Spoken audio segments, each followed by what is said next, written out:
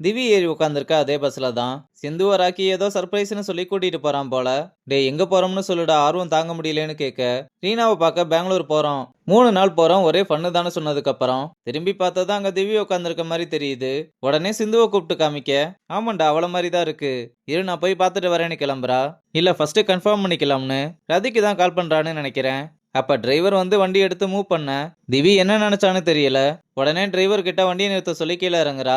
உடனே ராக்கியும் அது திவி தான்னு கன்ஃபார்ம் பண்றான். அவ கீழே இறங்குனதுமே ரதி வந்து அவளை பார்த்துட்டு வேகமா ஓடி வந்து முத்தம் கொடுத்து அவளை கட்டி பிடிச்சு, ஏமா இப்படி பண்ணேன்னு கேக்குறாங்க. அவளும் எனக்கு என்ன பண்றதுனே தெரியலமா, ஸ்கூல்ல எல்லாருமே என்ன கிண்டல் பண்றாங்க, என்னால இதை ஹேண்டில் பண்ணவே முடியல, நீங்க ரீனாக்காவை விட்டுட்டு போன மாதிரி என்னையும் விட்டுட்டு போயிருவீங்களோன்னு பயமா இருக்குமான்னு சொல்ல, இல்லம்மா நான் உன்னையும் சித்தையும் விட்டு எங்கேயும் போக மாட்டேன், உன்னை யாராவது ஏதாவது சொல்றாங்க, ஏதாவது பிரச்சனைனா என்கிட்ட வந்து சொல்லு, அதை விட்டு இப்படி கிளம்பி போயிட்டா எங்களுக்கு நீ யாருமா இருக்கான்னு அழுக. அவளும் சாரி கேட்டு இனிமேல் இந்த மாதிரி பண்ண மாட்டேமான்னு முத்தம் கொடுக்கறா.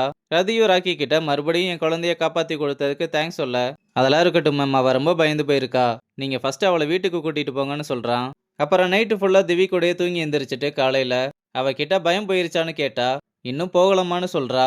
ரதியும் நம்ம வாழ்க்கையில நிறைய பிரச்சனை நடந்திருக்கு, இதெல்லாம் நம்மளால மாத்தவும் முடியாது, ஆனா அதுக்காக பயந்து ஓடி போறது ஒளிஞ்சுக்கிறதெல்லாம் சொல்யூஷன் இல்ல, நம்ம தான் ஸ்ட்ராங்கா இருக்கணும், உன்னை யாராவது கிண்டல் பண்ணா அவங்கள ஃபேஸ் பண்ணுன்னு அவளை கொஞ்சம் மோட்டிவேட் பண்ணிட்டு இனிமேல் நான் சொல்றதெல்லாம் கேட்பேன்னு ப்ராமிஸ் பண்ணேன்னு சொல்ல, அவனும் ப்ராமிஸ் பண்ணிட்டு நீங்களும் பழைய ரதியா போல்டா ஸ்ட்ராங்கா இருப்பீங்கன்னு ப்ராமிஸ் பண்ணுங்கன்னு சொல்றா.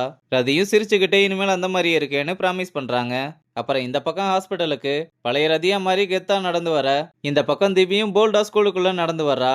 ஃப்ரெண்டும் நீ போயிருவியன்னு நான் ரொம்ப பயந்துட்டேன், நீ போயிருந்தா எனக்கு ரொம்ப போர் அடிக்கும்னு அவளை கட்டிப்பிடிச்சு முத்தம் கொடுக்கறா. இங்க ரீனா செடிக்கெல்லாம் தண்ணி பாய்ச்சிக்கிட்டு இருக்கும்போது சிந்துவும் ராக்கியும் வந்து நிக்கிறத பார்த்து ஷாக் ஆயிட்டு, நீங்க இங்க என்ன பண்றீங்க, அது ஒண்ணும் இல்லைன்னு சொல்ல வரும்போது, டேய் ஒரு நிமிஷம் இரு, நம்ம 2 பேரும் பேசிக்கிட்டு இருக்கதை யாருக்கும் சொல்ல வேணாம்னு தானே சொன்னேன், அது ஒண்ணும் இல்லை, இவன் என்னோட பாய் ஃப்ரெண்டு, இவனுக்கு ஒரு விஷயம் தெரிஞ்சா அது எனக்கும் தெரியும் தானே, ஓ நீ தான் அந்த 3வது ஆளா, எப்படிரா 3 கேர்ள் ஃப்ரெண்டை மெயின்டைன் பண்றேன்னு போட்டு விடுறா. அப்ப கணேஷ் அங்கிள் வந்து ராக்கியை உள்ள கூப்பிட்டு எப்படி இருக்க என்னன்னு நல்லா விசாரிச்சுட்டு எதுக்கு வந்தேன்னு கேக்குறாரு. அவனும் சும்மா உங்களெல்லாம் பார்த்துட்டு போலாம்னு வந்தேன்னு சொல்ல, சரி நீங்க பேசிக்கிட்டு இருங்க, நான் காஃபி போட்டு எடுத்துட்டு வரேன்னு சொல்லிட்டு போறாரு. அவர் போனதுமே ரீனா கிட்ட திவி வீட்டை விட்டு வெளியே வந்துட்டான்னு நடந்த எல்லா விஷயத்தையுமே சொல்றான். ரீனாவும் இதை கேட்டு ஷாக் ஆயிட்டு என்னடா சொல்ற, இப்ப எல்லாமே ஓகேவான்னு கேட்க, இப்ப எல்லாம் ஓகே தான், நல்ல வேளை கடைசி நேரத்துல என் கண்ணுல பட்டா, நீ வேணும்னா திவிக்கு கால் பண்ணி பேசி பாருன்னு சொன்னா, அதான் ஒண்ணும் இல்லைன்னு சொல்றேல, அவளை எதுக்கு டிஸ்டர்ப் பண்ணிக்கிட்டுன்னு வேணான்னு சொல்றா. அப்ப விஜய் வந்து ராக்கியை பார்த்து நல்லா விசாரிச்சுட்டு இது யாருன்னு கேட்க, இது என்னோட கேர்ள் ஃப்ரெண்டுன்னு சொன்னதும் விஜய் சரக்கடிக்க ஐடியா போட்டு, உன் ஃப்ரெண்டு வேற வந்திருக்கான், கேர்ள் ஃப்ரெண்டோட வந்திருக்கான், ஒரு பார்ட்டி மாதிரி ஏதாவது பண்ணலாமேன்னு கேட்டா, உடனே ராக்கி அதுக்கு ஓகே சொன்னாலும், என்ன எல்லாரும் ஒன்னா சேர்ந்தா குடிக்கணுமா, அதெல்லாம் ஒண்ணு வேணாம்னு ரீனா சொல்ல, ராக்கி ரொம்ப கெஞ்சி கேட்டதும் சரி என்னமோ பண்ணி தொலைங்கன்னு சொல்லிடுறா. இங்க அப்சர்வேஷன்ல வச்சிருந்த பேஷண்ட்டை டிஸ்சார்ஜ் பண்ணிட்டு வரும்போது நமக்கு கிடைச்ச நல்ல சான்ஸை மிஸ் பண்ணிட்டோம், இனி அடுத்த சான்ஸுக்கு வெயிட் பண்ண வேண்டியதான்னு சொல்லும்போது ஆம்புலன்ஸ் டிரைவர் போறதை பார்த்ததும் வேகமா அவர் பின்னாடியே ஃபாலோ பண்ணிட்டு வந்து அவர் ஃபார்மசிக்குள்ள உட்காந்துருக்கதை பார்த்ததும் இங்க என்ன பண்ணிக்கிட்டு இருக்கீங்கன்னு கேட்டா, மெடிசன் வாங்க வந்தேன்னு சொல்ல, மெடிசன் கவுண்டருக்கு வெளியே நின்று வாங்கணும், உள்ள என்ன பண்ணிக்கிட்டு இருக்கீங்கன்னு வெளியே வர சொல்ல, அவரும் சாரி கேட்டுட்டு அங்க இருந்து போறாரு.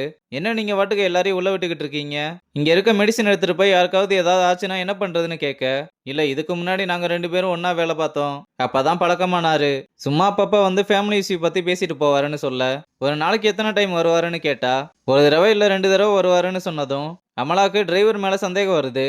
இங்க வினோத்தோட தம்பிக்கு ஃபுட்பால் மேட்ச் இருக்குன்னு 3 பேரும் ஒன்னா சேர்ந்து மேட்சை பார்க்க வந்திருக்க, சித்துக்கும் அங்கதான் மேட்ச் போல. அர்ஜுன் அங்க ரதியை பார்த்ததுமே சாக்காயி நின்னுட்டு ஒரு மாதிரி பதட்டத்திலேயே எப்படி இருக்கீங்கன்னு கேட்க, அவங்களும் அதே பதட்டத்தோட நான் நல்லா இருக்கேன் நீ எப்படி இருக்கேன்னு கேட்க, அவனும் நல்லா இருக்கேன்னு சொல்லிட்டு இவங்க என்னோட ஃப்ரெண்ட்ஸ்னு அறிமுகப்படுத்தி வைக்கிறான். அப்படியே உட்காந்து மேட்ச் பார்க்க ஆரம்பிக்க 2 பேருக்குள்ளேயுமே ஒரு குற்ற உணர்ச்சி இருக்கிற மாதிரி தெரியுது. அப்புறம் மேட்ச் ஆரம்பிச்சு ஆட ஆரம்பிக்க சித்து சூப்பரா விளாண்டு ஃபர்ஸ்ட் கோல் அடிக்கிறான். இதனால ரதியும் தேவும் ரொம்ப சந்தோஷப்படுறாங்க.